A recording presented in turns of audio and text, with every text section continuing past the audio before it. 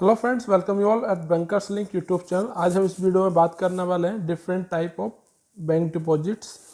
कितने प्रकार के जो डिपॉजिट्स होते हैं मेनली बैंकों में, उसके बारे में इस वीडियो में हम बात करेंगे।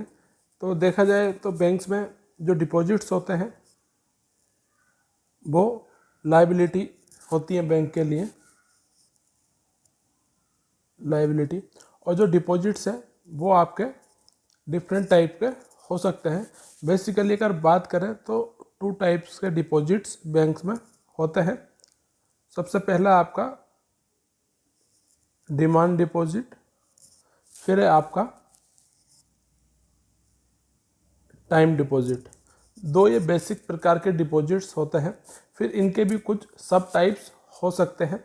जैसे जो डिमांड डिपॉजिट्स हैं उसे फिर 2 टाइप्स के डिपॉजिट्स फर्दर हो जाते हैं।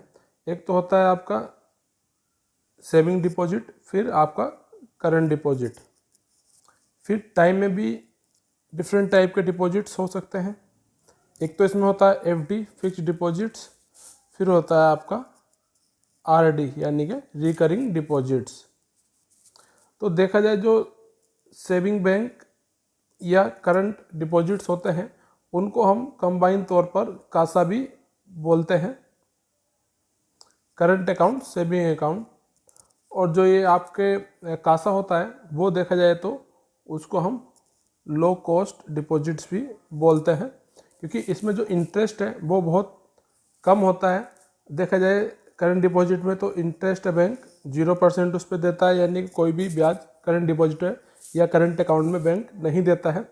बात करें सेविंग बैंक डिपॉजिट की तो इसमें क्या है, जो प्रेजेंट की बात करें तो इसमें 2.5 से लेके 3% तक का इसमें बैंक ब्याज देते हैं।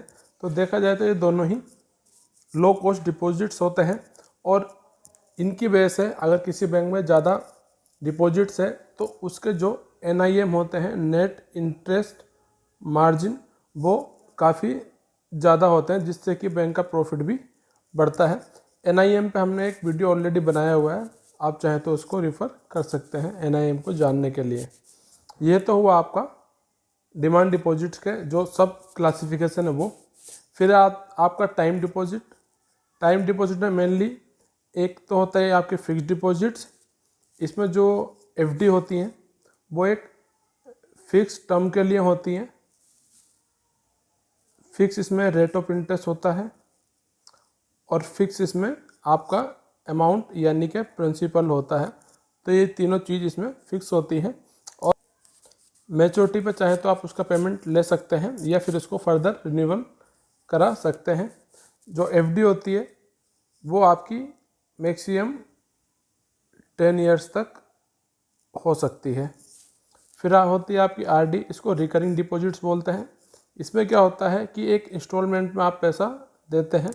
जैसे कि आपकी RD है 6 मंथ की, तो पहली EMI, पहली जो इसकी इंस्टॉलमेंट है वो आप दे देंगे 0 मंथ पे यानी कि एडवांस।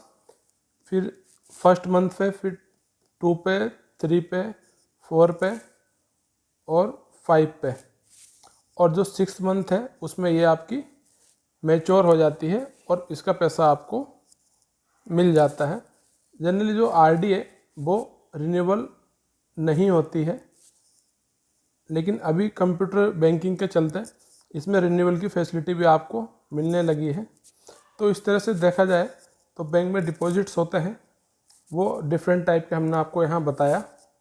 जो आपके डिमांड डिपॉजिट्स होते हैं वो आपके लो कॉस्ट डिपॉजिट्स होते हैं और जो आपके टाइम डिपॉजिट्स होते हैं वो आपके हाई कॉस्ट डिपॉजिट्स होते हैं।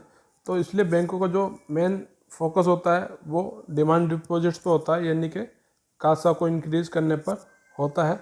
और वहीं जो टाइम डिपॉजिट्स हैं उसमें जो इंटरेस्ट है वो काफ़ी ज़्यादा होते हैं। एट प्रेजेंट देखा जाए तो ये आपका 5% से लेकर 6% तक भी आपको मिल रहे हैं। और friends, thanks for watching this video. अगर ये वीडियो आपको पसंद आया हो तो इसको लाइक करें, शेयर करें और साथ ही हमारे चैनल को सब्सक्राइब भी करें।